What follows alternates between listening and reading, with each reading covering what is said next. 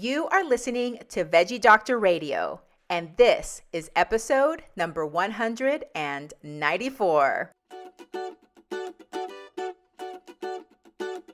Welcome to Veggie Doctor Radio. I am your host, Dr. Yami, board-certified pediatrician, certified lifestyle medicine physician, certified health and wellness coach, author, speaker, mother, wife, and human being.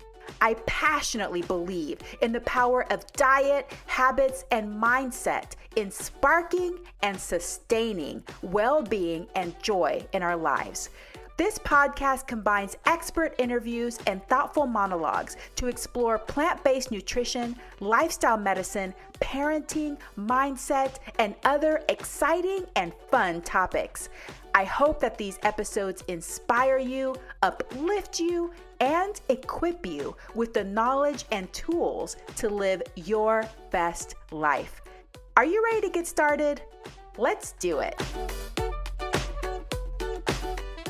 Welcome back, veggie lovers, to another episode of Veggie Doctor Radio. Today, I have the founder of PlantYou, Carleigh Bodrug. She is the cutest and the sweetest and super amazing. She has a new book coming out very soon.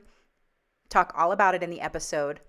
But Carleigh Bodrug is the founder of PlantYou, a social community of over 1 million followers whose mission is to help people eat more plants through simple and approachable vegan recipes, a digital meal planner, podcast, and everyday lifestyle tips. She lives in Ontario, Canada with her fiance Jesse and Persian cat King Tut.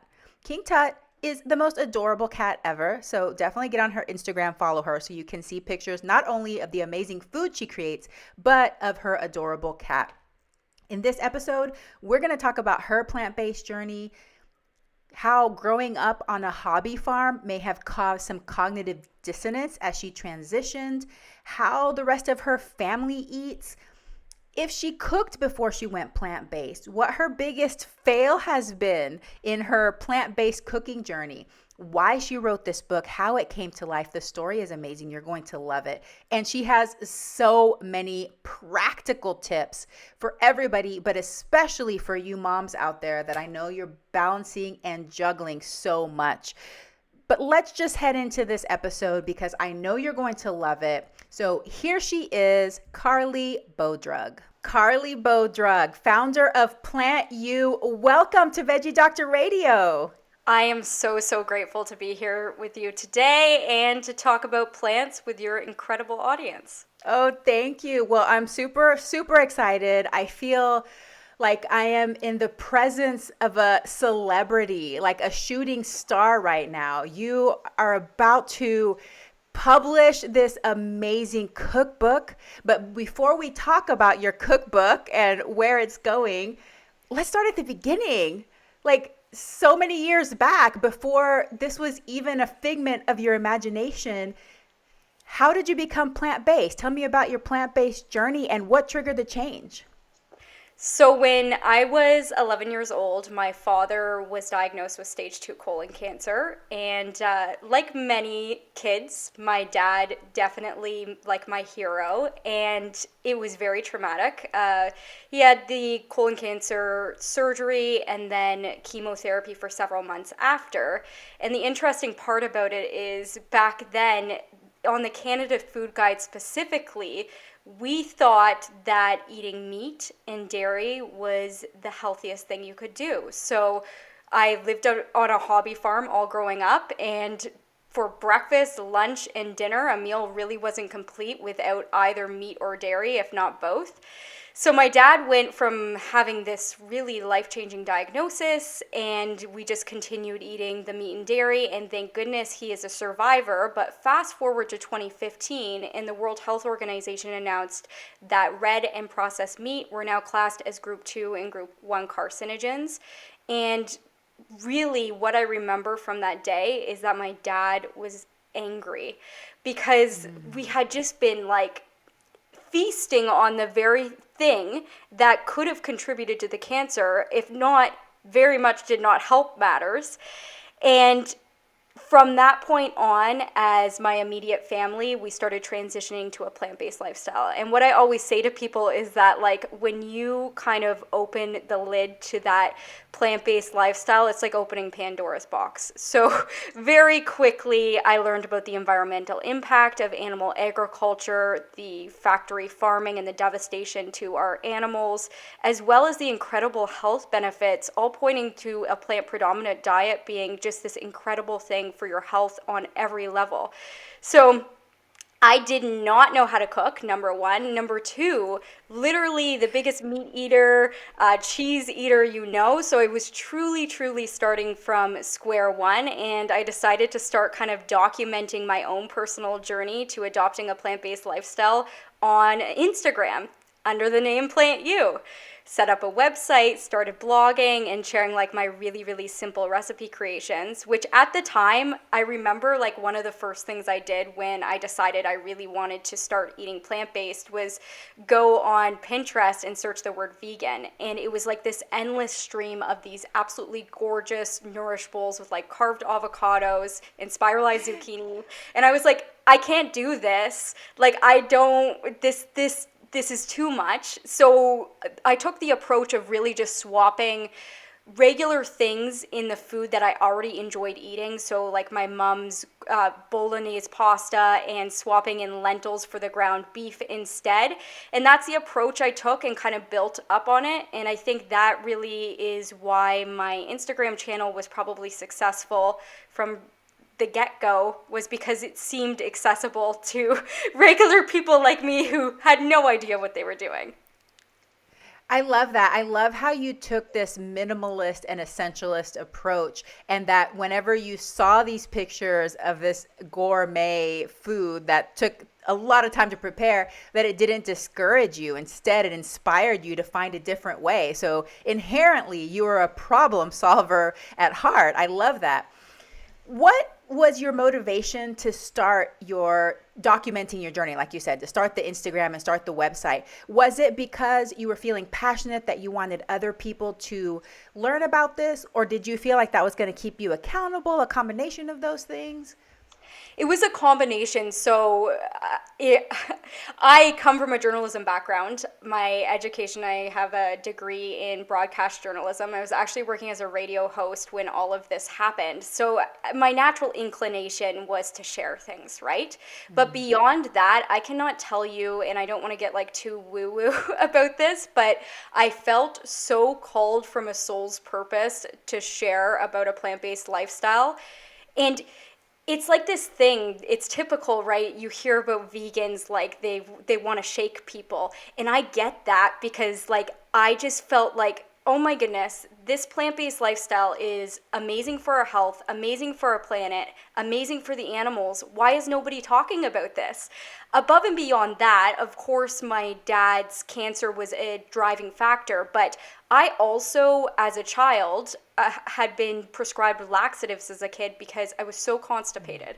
So this constipation issue lasted up until my early 20s. And what do you know, as soon as I go plant-based, that was the solve. And I realize now it was a complete lack of fiber in the diet. But that was another driving force for me to be like, people need to know about this. Like, it's very simple changes in your lifestyle, and it can have such a dramatic impact in every level of your life. Oh, that's so beautiful. And I can empathize and relate. I was also a constipated kid, a constipated adult, took the vitamin M or the Miralax for so many years. And yeah, that's not a problem anymore. I am now a super pooper, the super pooper category, and I am proud. So it's a nice place to be. It's crazy to think about, because I know you probably get this every day as well, but everybody's always like, where do you get your protein? And I'm like, oh my goodness, we're focusing on the wrong thing here. Like, something like over 90% of North Americans are not hitting their fiber amounts for the day. And like, we're all walking around constipated, which is not a good feeling. And fiber is in plants, right? Like, meat and cheese are devoid of fiber. So if that's what you're primarily eating, you've got to think your digestive system is just naturally sluggish, which mine certainly was. And it's scary to think that a doctor, I was like 12, was like, oh, just here's some laxatives. Yeah. It's just so common. It's one of the most common reasons that children go to the pediatrician is chronic abdominal pain and constipation. So yeah, we've got our protocol down pat, you know? But speaking of meat and dairy, let's go back to you growing up on a hobby farm, and you were surrounded by animals.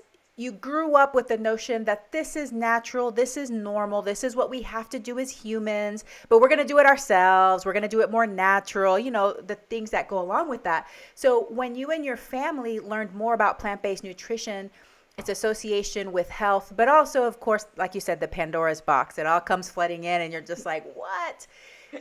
Did you struggle with cognitive dissonance as you were learning about that and trying to reconcile that with your childhood experiences?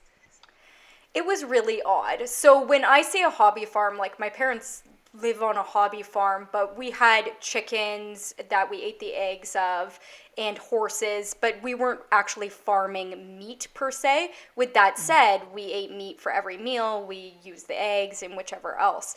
But it's so interesting because my parents and even my sister, who's a vet tech now, biggest animal lovers you can find. Like my whole life, my dad and sister were constantly rescuing birds that were like injured on the property and like taking in cats and dogs and whichever else. So that cognitive dissonance, huge. Like it still to this day rocks me that we would be like taking in whatever animal that is hurt or injured on the property and then sitting down and having like a steak for dinner. It's the weirdest thing. And you have to wonder, right? Like where does that come from? Why are we so conditioned to think that this is just a normal thing to do? Because when you open that Pandora's box, you quickly realize that this is very odd, actually. Like, especially the dairy milk thing. Like, drinking milk from another animal, when you really start to think about that, it's like, this is weird. Why were we doing that? So 100%. And I think it takes a while to come to terms with that you've been conditioned your entire life to believe this thing, but how did it happen? It's weird. Exactly. And the conditioning goes deep. In fact, the other day I was having a conversation with my kids. I like to just philosophize with them and throw hypothetical questions out at them. But a few years back, they actually had very short time, very temporarily, an ice cream store in Washington, D.C. that was made from human breast milk. I don't know if you heard about this. It didn't last too long. But I asked my kids, I was like, would y'all drink or would y'all eat ice cream made from human breast milk? And they're like, no, you know? And I think the same thing. Like, I'm just like, that just sounds disgusting to me. Like, I wouldn't do that. But of course, it's okay for our human babies.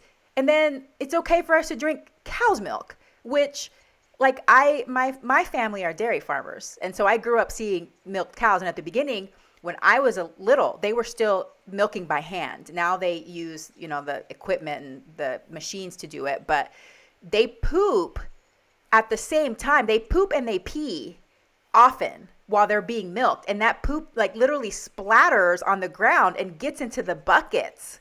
Like, it's getting everywhere. And I remember seeing that and I was like, that's kind of gross, but it was like putting your fingers in your ears and like, la, la, la, la. Okay, I'm just going to pretend I didn't see that and I'm going to go drink my milk, so, but it's funny because the conditioning is so deep that even now as vegans, my kids are like, yeah, no, I wouldn't be able to drink that. But at the same time, they'd probably be fine flexing here and there for dairy, as they do sometimes at birthday parties and stuff. It doesn't cause that same disgust or reaction in the pit of their stomach that another thing would. So it's super interesting to me.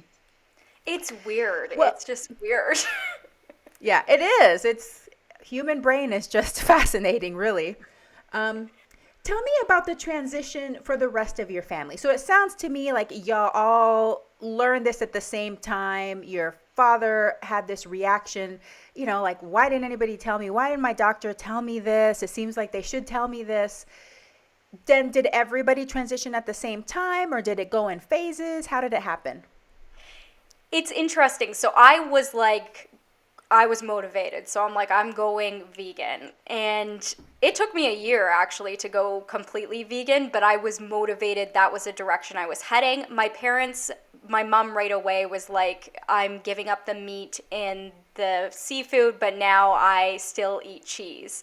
And my dad was like, I'm going plant-based, but if I'm out for dinner, I might have like a burger or something. And still to this day, my parents are like that. But I think it's a testament to, my dad is now 71, my mom 65, and this was 7 years ago. So like, I think at any age, it's amazing that they were so adaptable and open to that. My fiance as well, I've been with him for 10 years. He probably had the most visceral reaction when I was like, yeah, I'm going vegan. And he was like, what do you mean? Because up until that point, our favorite food was like steak. So he's like, how is this going to impact our relationship, right? Which is a real concern. But Yes. over the years, I've won him over, and he's now like 95% plant-based. I'm working on that 5%, but that's hard. Like, I feel like that last bit is is a hard needle to move. And 95% is amazing. And we all have such different personalities. I think me and you are more similar in that, this is what we're going to do. We're going to get there. We're committed. And this is really important to us.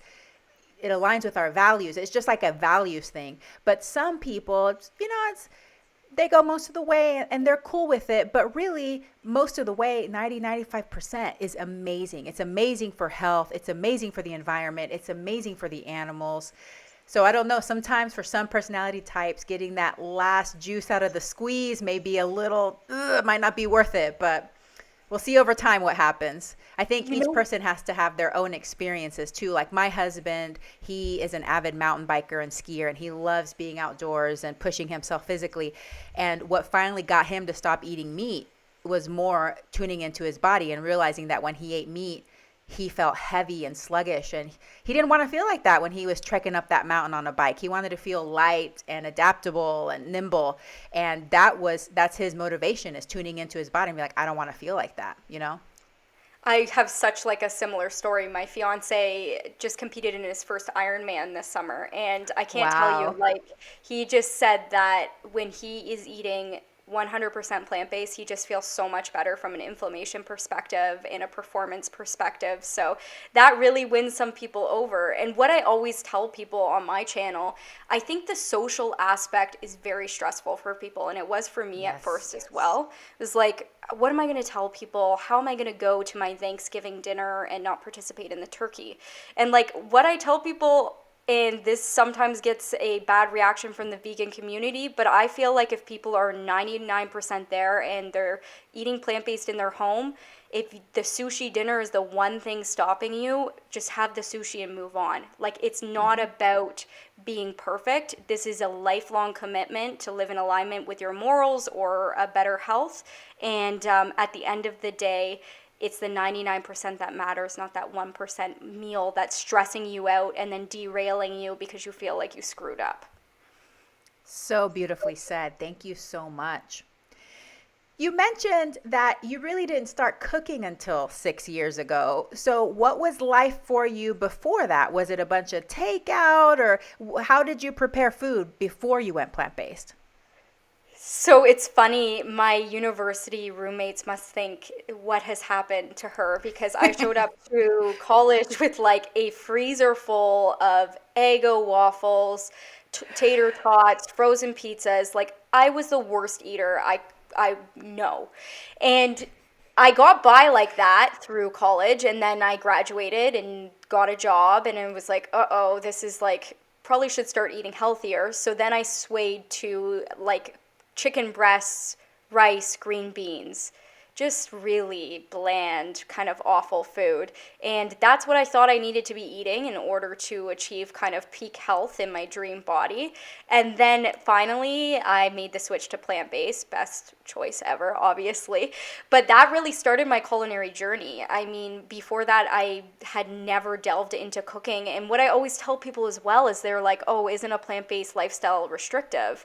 And I'm like, actually, before I went plant-based, like the plant-based world just opened me up to all of these different types of food and cuisines and recipes that I would have never tried otherwise. I was just going through this constant rotation of like 3 cuts of meat on my plate every day.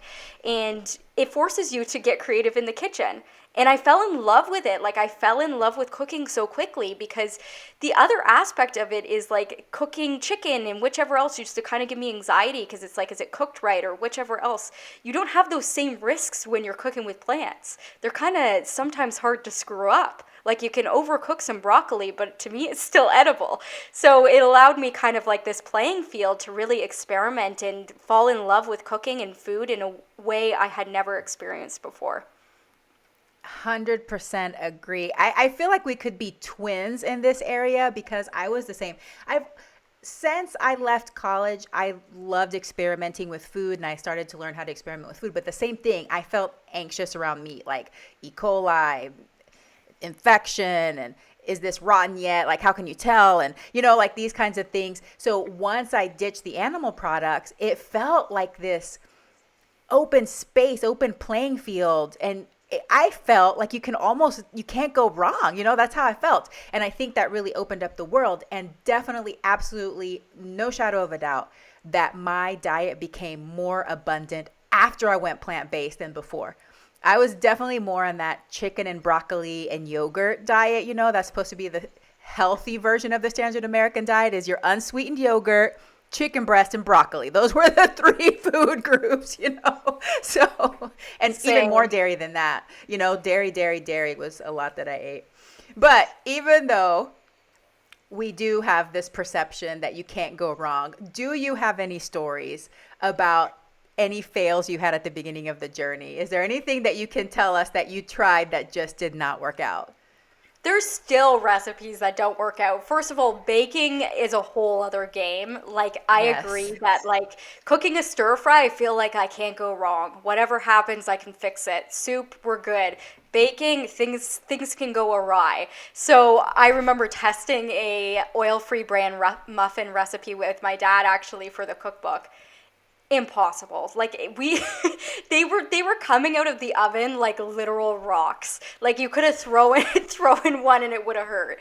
So that's one. And then the other one is that I was laughing about earlier today is there's a recipe in my cookbook for a beautiful lentil chickpea loaf that's like a vegan meatloaf. That is probably the most tested recipe in the book. No matter what I was doing, for some reason, it was coming out mushy. And my fiance to this day will not eat vegan meatloaf because I made him eat like so much. Everything.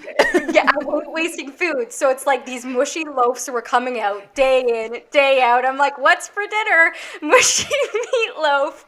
And still to this day, there's recipe screw-ups. It's part of the process, but that plant-based element does add a factor of like most things are worth saving and can be edible if you want to eat it.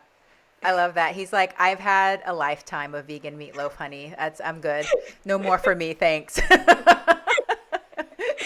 All right, what are the things that you feel made your transition easier? I always tell people the easiest way to transition, in my opinion, rather than overwhelming yourself and trying a bunch of really random new recipes, is to take an audit of what you typically eat in a week. So perhaps you start your day with cereal, you have a beautiful chicken wrap for lunch, and dinner's like a curry with beef or chicken or something like that. Look at that. You love that food already. How can you make really simple plant-based swaps to make those meals vegan? So using plant-based milk in your cereal in the morning, swapping out the chicken in your wrap for lunch for maybe a tofu, and then having like a curry with chickpeas instead of the meat.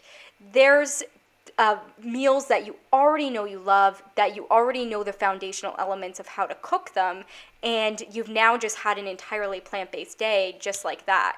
So that's my number one tip, is to kind of like look at what you're already eating and what you already love. Above and beyond that, I say start slow for the most part. It depends, of course, if somebody needs like a health they're having a health crisis and they really need to change their diet.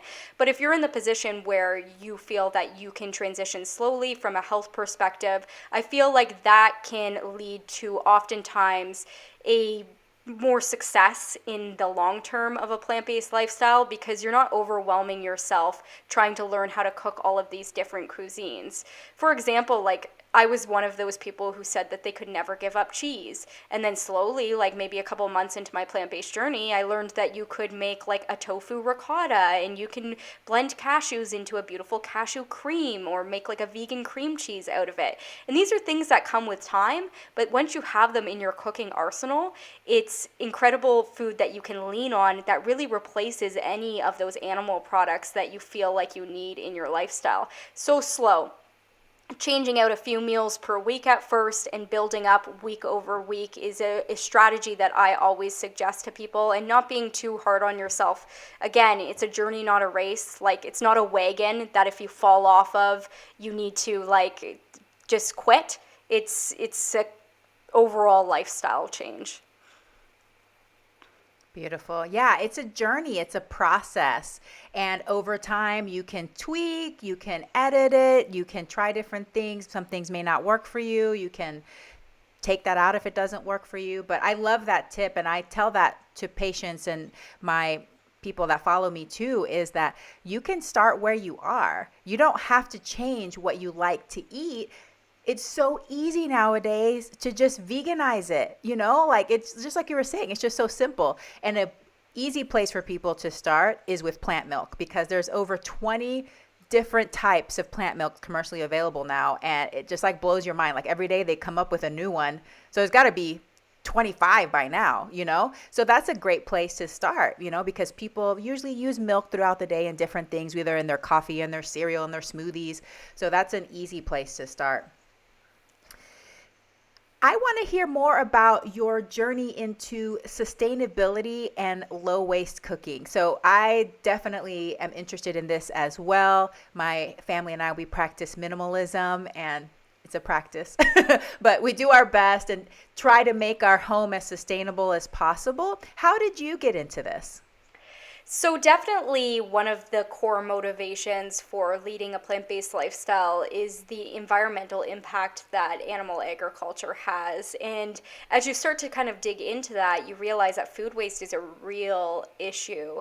I think something around 40 to 50% of edible food actually is wasted in North America, which contributes to methane and in turn global warming. So I've just been doing these things in my home, these little hacks to kind of reduce our own personal household food waste.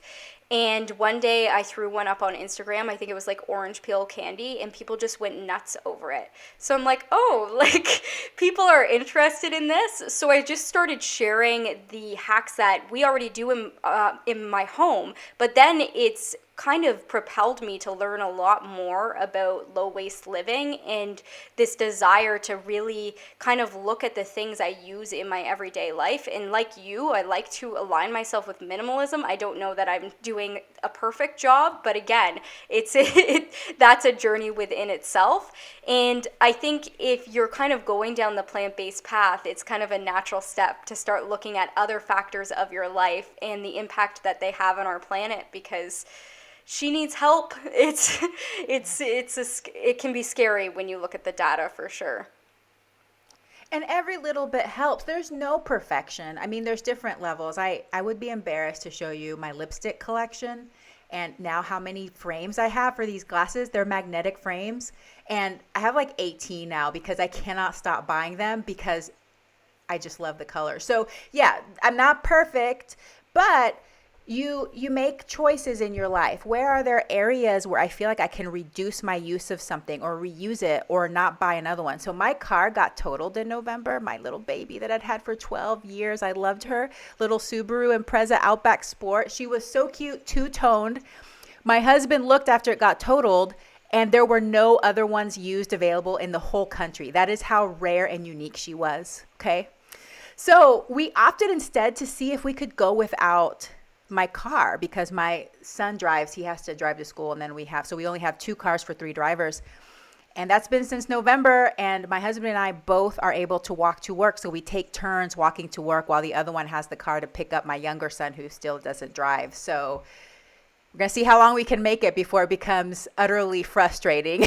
But, little things like that, like what little tweaks can you make in your lifestyle so that you contribute less to this climate change and the use and the waste and all of the things that we're creating as being humans on this planet. But I love that you address that, because there's some people that just aren't aware. And then once they become aware, they can start making changes that fit within their lifestyle, little by little. Each year you add something different that you're willing to do. And as your situation changes in your life, there's some things that you're willing to do now that maybe you weren't before. So I'm glad that you do it.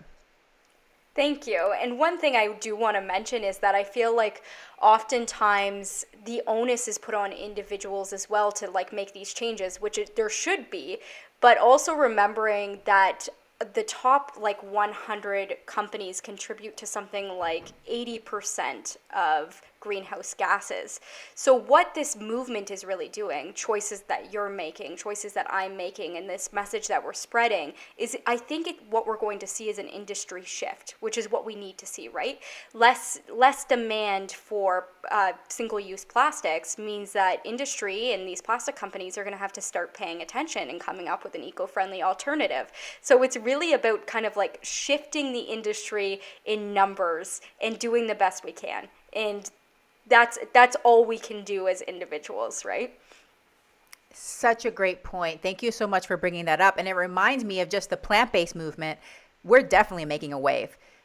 The consumer is talking. I said on one of my previous podcasts a few podcasts ago about how they do the little year wrap on the meal delivery service, which I forget which one it is now, that the Beyond Burger or the Impossible Burger, it was some kind of plant-based burger, was number one of the orders in the country, and it had gone up 444% from the previous year. So more people are ordering alternatives for whatever reason, whether it's for the environmental reasons or whether they think it's better for the health or whether it's a animal reason. Then for whatever reason, there's a shift. There's a shift in more products that are plant-based, more plant milks like we were talking about before. And it is because we as consumers are making those choices. And so we drive the market the same way that we can with these products. Less plastic, less packaging in general, So yeah, that's a great point. All right, let's transition to this beautiful book that you've written. Thank you so much for writing this book. So tell me the story about this. Where did the idea come from to write a cookbook? And what do you hope people will get from this book? So in 2019, after several years of kind of going on the Instagram, building a Facebook page, getting kind of a readership on my blog, I was able to take the jump and leave my full-time job at the time to pursue PlantYou full-time. And it was really interesting. I've never actually told this story, but I started following Dr. Will Bolsowitz, who is this incredible gut health doctor who I'm sure you know about. He's just the best. And I was like, everybody needs to follow this guy because the information he's putting out here is so groundbreaking. It's basically he talks about how the gut health microbiome impacts every aspect of our health, and a plant predominant diet feeds positive gut bacteria. Without getting too into the weeds, you should have him on here because he's fantastic. So anyways, we started talking back and forth, and he's like, when are you going to publish a cookbook? And I had never really thought about it up until this point because I didn't see myself as someone who could publish a cookbook. I was like, I'm not like Martha Stewart or Rachel Ray. I barely consider myself a good cook. And he was generous enough to give me a call and talk to me about the book publishing process, and it kind of lit a fire under me, and it was the weirdest thing. 3 days after that phone call, I had a literary agent message me on Instagram, and the most wonderful woman. Synchronicity. Yeah, it was the craziest thing. It was just the weirdest thing. She has been such a light in my life, and So then the book process began because she's like, you need to do a plant-based cookbook. And at the time, my account had really grown. I wasn't doing any videos, and my account had grown foundationally from sharing these infographic recipes, which include like the ingredients on the top and the finished dish below. Really simple plant-based recipes that I was cooking, so people know if I was cooking it, they could cook it. And I was like, this needs to be in a cookbook because visually I feel like people can look at the ingredients and the final dish below and it seems doable, which is the whole point. So I'm like, this needs to be in a cookbook. That was a whole proposal. It went out to auction. I was very lucky to get a publishing deal with a publisher called Hachette Go, and we got to work. So this was over 2 years ago now, and the cookbook is now being published. But at the end of the day, what I wanted the cookbook to be, and I do think it kind of lived up to this, is like the ultimate kind of manual for anybody who wants to adopt a plant-based lifestyle and is coming in from being green.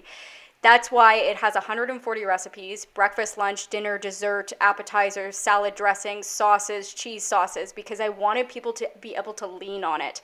Like, I don't know what to eat for breakfast if I'm plant-based. Well, there's like 30 recipes to choose from in there, and they're really simple, and like anybody can cook them. And then I had the foreword written by Dr. B, so it's very full circle. And now it's here, and it's just the craziest thing ever, like very surreal. And still to this day, I have like very bad imposter syndrome about the whole thing. But I've accepted that perhaps the magic of the book is the fact that it's not written by a professional chef. It's a regular girl, and these recipes are really, really easy. What a beautiful story. And the thing about your book, though, it's beautiful to look at, but it really looks accessible. It doesn't feel overwhelming. And I think there is something, you figured out something with this infograph style thing, because when you see it laid out like that, your brain is like, oh, that's not too bad. And it's not like 30 bazillion ingredients and a million steps, and everything looks amazing. Everything looks amazing. By the way, before I forget, I saw you post the video of the trash can nachos, and I had already planned for my boys. Every Super Bowl, I make them nachos. And I saw that recipe, and I asked my husband, I was like, what do you think about this? And he's like, yeah, that's what we're going to have. So I will be making that this Sunday for the Super Bowl. So thank you so much for posting that. But in the book, I just feel like, and going through the breakfast and seeing the different smoothie recipes and then the sauces recipes at the end, which I'm a big sauce lover. I feel like if you have a sauce, you're good. You just throw together whatever and just put it with the sauce. Oh my God, so amazing. So I can't wait to try those. But I think you're onto something, and I'm glad that the synchronicity happened in your life the way it did, because this book needed to come to life. And obviously it did, because it's in high demand. So I'm very happy for you. And I know that it's going to help a lot of people that are ready, that they're ready to bring more plants into their life, and they want to do it in a way that's not intimidating, that feels fun, and is delicious. So thank you so much. Thank you. And we're in a bit of a weird situation, I must say now, because my audience response, like the PlantYou community, I swear I could brag about them, but they're like the best people ever. They like wrapped their arms around this book and have pre-ordered so many copies that I had a call with my publisher yesterday, and they're like, we're at risk of running out of stock a couple of weeks after your book is out. So like it could sell out in Barnes and Noble, etc. And because of these stockpile supply chain issues that are plaguing so many industries, and specifically hardcover books, they're not going to get new books until June. So if anybody's listening and they're like, I want a book, you might want to order now-ish, because it's like a very odd situation, and I just feel so bad. Like I feel so bad that it's potentially selling out. But the PlantYou community just crazy and awesome. Well, I'm not worried about it. For those of you that are listening, order now. You're going to get your book eventually. Don't worry about it. In the meantime, Carleigh has like a million recipes on her Instagram and everything. So you will have plenty to do until your beautiful book comes in. And when your beautiful book comes in, you're going to have fun going through it. So definitely order it, because it is worth having on your shelf. Even if you're just going to look at the pictures because they're beautiful. Oh, and your cat. Your cat is the cutest thing. He's like the star of the book. You know, he's like the model next to all the recipes. I always say, like, he is 100% the celebrity of the family, and like I swear he's developing a bit of an ego on him. Like he wants to be on camera. People love him. My cat's name, for anybody listening, is King Tut, and he's like this fluffy orange Persian cat, and he's just something. Maybe he also helped all of this manifest because he wanted to be a star, like by default, through your recipes. So tell me, which recipe do you feel was the most difficult to bring to life in this book? I guess you kind of mentioned that the bran muffins failed and that the loaf, it took you a long time. Was there anything else that you feel was pretty difficult or you were having a hard time finding the right combination? For sure. So one of the recipes that were tested multiple times, just because I wanted them to be special, were cauliflower wings. I wanted to do something different. So it actually ended up being one of my favorite recipes in the book. But what they are cauliflower that's been like parboiled in vegan vegetable broth that kind of like tastes like a chicken broth, and then wrapped in rice paper that's also been dipped in that broth and then broiled. And honestly, they're like, you know how some cauliflower wings you get can be almost like too wet? Like these are like, they're very wing-like. They've got skin. They're so delicious. They're light and incredible. So that was a difficult kind of recipe testing process because you had to get the timing right in terms of the broiling of the rice paper on the skin and all of that, but definitely well worthwhile. And you'll see it in the book. It has only 4 ingredients. So it actually, now that It has been defined, is very easy. It's just the development of it, not so much. Yeah, you had to put a lot of love and passion into that one, it sounds like. What's your all-time favorite recipe in the book? That's like choosing a favorite child. But if I had to, actually this week we made, I'm very inspired by Thai food. Thai food is my favorite all-time cuisine. And in 2016, my fiance and I were really lucky to travel Thailand, and I was able to take a cooking class, and they were so gracious to amend everything for me to be vegan. And I made this like red Thai curry from scratch in this cooking class. So I used the foundations of this recipe to create this red Thai curry soup. And I talk about that in the head note, but this is something we make so often, like all the time. And it's the versatility of it as well, because you can use basically any vegetable in your fridge. You've got broccoli, use broccoli. You've got cauliflower, use cauliflower. You've got sweet potato or regular potato. Doesn't matter. It's going to turn out delicious. You can serve it over rice. You can serve it with ramen noodles. You can have it on its own.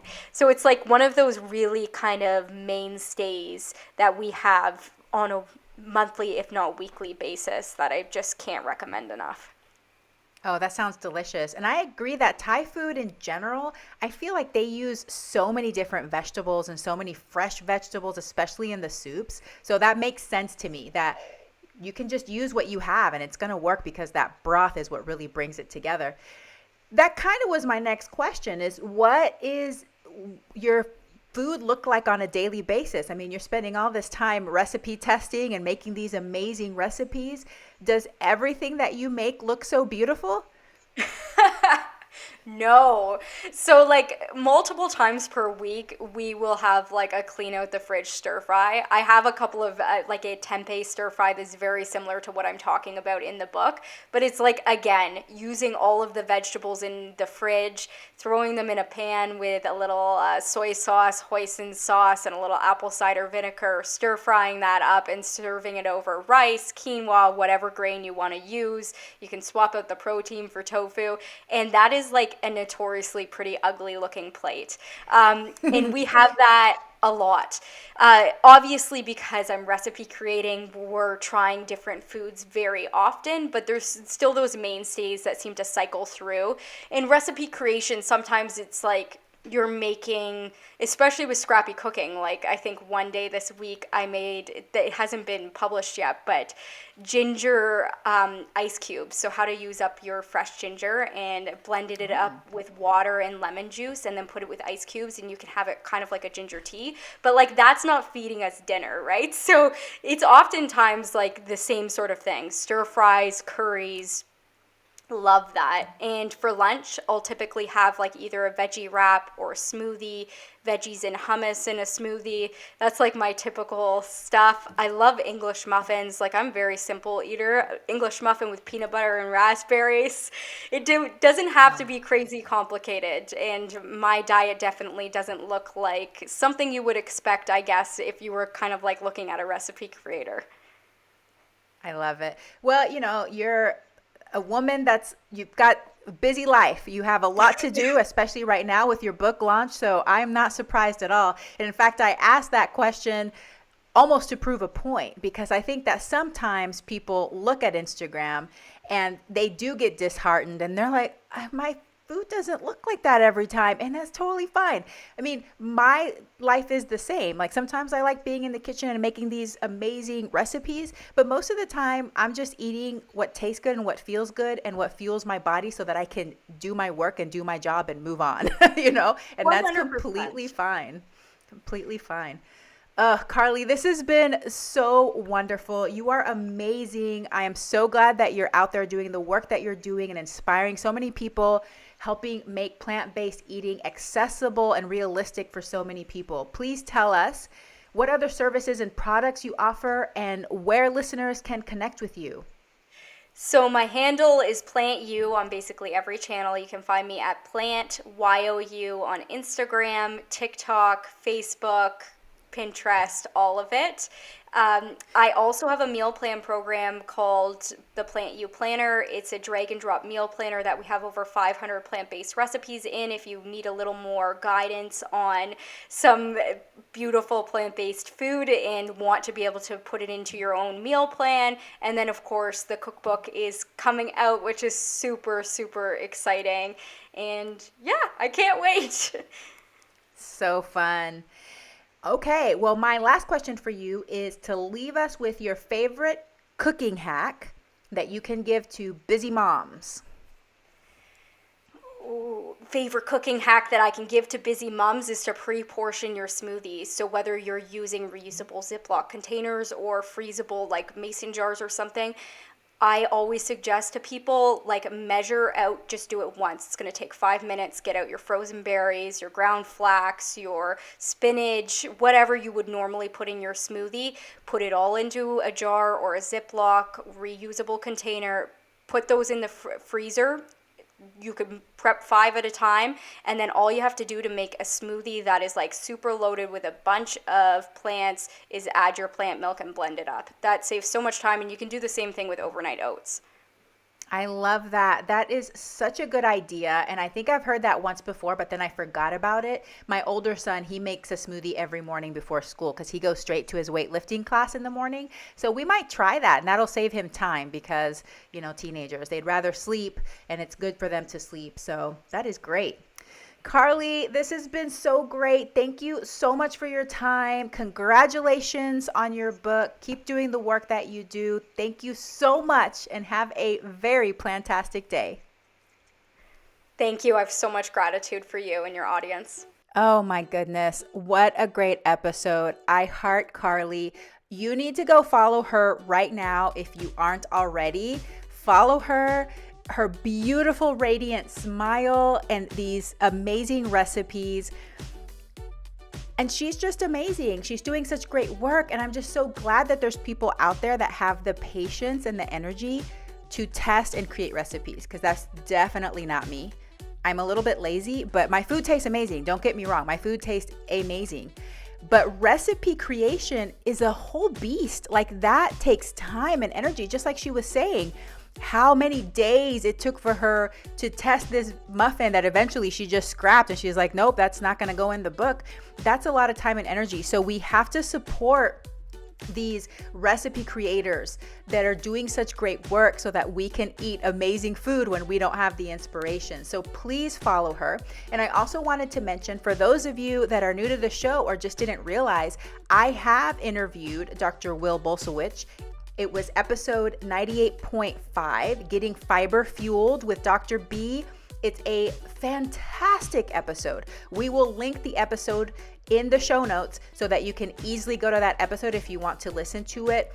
But such great information. And she's right. He's doing amazing work as well. And he's onto something with those plant points. I think the more we can simplify this for everybody, make it easier for people just to choose more whole plant foods. It doesn't have to be all or nothing, y'all. It doesn't. If you're not all the way there, that's okay. How can you incorporate more whole plant foods into your life? Fruits, vegetables, whole grains, beans, nuts, and seeds, and they taste so good. There is no deprivation here. Remember, it is not deprivation. It is abundance. All right, you need to get off of your phone right now. Well, stay on your phone, but get off of this episode. If you have not already pre-ordered Carleigh's book, go now and pre-order it. PlantYou is the name of the book, all together one word, PlantYou, and that is Carleigh Bodrug. Follow her, buy her book, enjoy plants. Thank you so much for listening, veggie lovers, and I hope you have a very plantastic day. Hey, veggie lover, I hope that you loved today's episode. Will you take a second and do me a huge favor? Please subscribe to my podcast so that you never miss an episode. You're the reason I'm here, and I want to share it all with you. Thank you for listening and have a plantastic day.